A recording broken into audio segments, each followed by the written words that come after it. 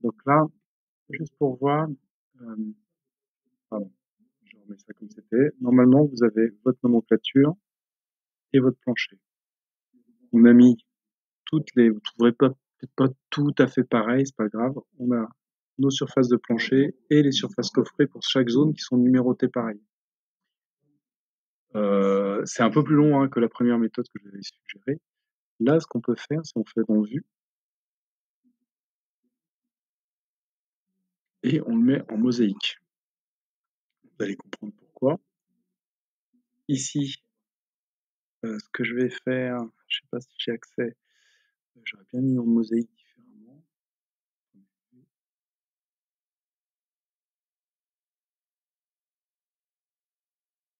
J'aurais bien mis en mosaïque comme ça plutôt. Voilà.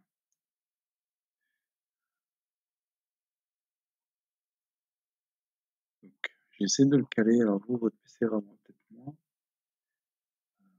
Normalement, on peut le mettre en mosaïque. Qu'est-ce qu'il veut me le faire? Non, il veut pas. Bon, c'est pas grave. Vous avez deux écrans. Vous pouvez basculer ça sur le deuxième écran. Moi, je vais vous montrer ce qui se passe. C'est quand je clique sur une ligne ici. Donc là, j'ai 31 mètres carrés. Si je clique là, normalement, je vais cliquer par exemple D8 pour qu'on voit ce qui se passe. Si je clique ici, regardez ce qui se passe. Bah, rien. Si voilà. La surface concernée devient bleue, qu'elle est mise en surbrillance, et on voit que 94 mètres carrés, c'est cette valeur-là, et le 89,3, c'est cette valeur-là.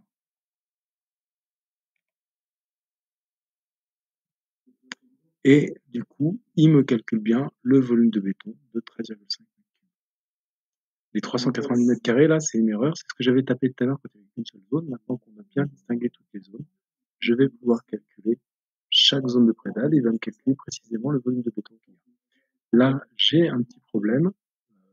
Je vais remettre ça ici. J'ai une surface. J'ai dû rater un truc dans mon découpage. Vous voyez, j'ai une surface d'1 mètre carré. C'est pratiquement nul. Donc celui-ci, je vais lui mettre en surface de prédale. Je vais lui mettre 0 ou 1, on s'en fiche. Ça me fait un volume de 100 litres de béton, c'est rien du tout. Ça doit être juste un de mes traits de découpage qui est pas bien placé sur le mur, ce qui fait qu'il doit rester une petite zone mal découpée. C'est pas très grave. Donc là, l'idée, D1 par exemple, 31 mètres carrés, 28, je mets ça ici, c'est 28,1. Chaque fois qu'il se met en veille, c'est petit. Donc là, 31, 28,1. Je remplace par les bonnes valeurs. Et à la fin, normalement, j'aurai la surface de prédale et la surface de prédale. Dans mon gabarit, je peux lui demander, ici dans mise en forme, surface de prédale, c'est celle-ci, je peux lui demander de faire un total.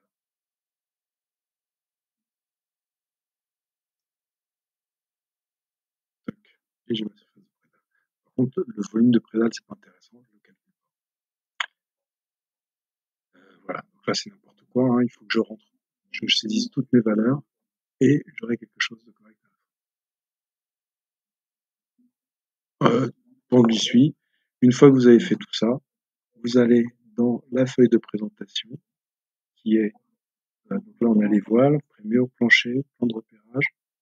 Donc là on a notre plan de repérage qu'on met ici. Et ensuite, je remets ça, parce que j'ai pas de place de mettre la vue en 3D. Et le métrer, j'attrape mon plancher par niveau. Voilà, il est déjà mis par défaut. On l'a, sachant que là il manque les balcons, il faudra rajouter les balcons. Ça, si vous avez pigé, vu que les balcons sont très forts, il suffit juste d'avoir la surface, le volume, le poids éventuellement, et puis l'épaisseur. Voilà, sachant que l'épaisseur elle sera variable. Je vous laisse faire ça.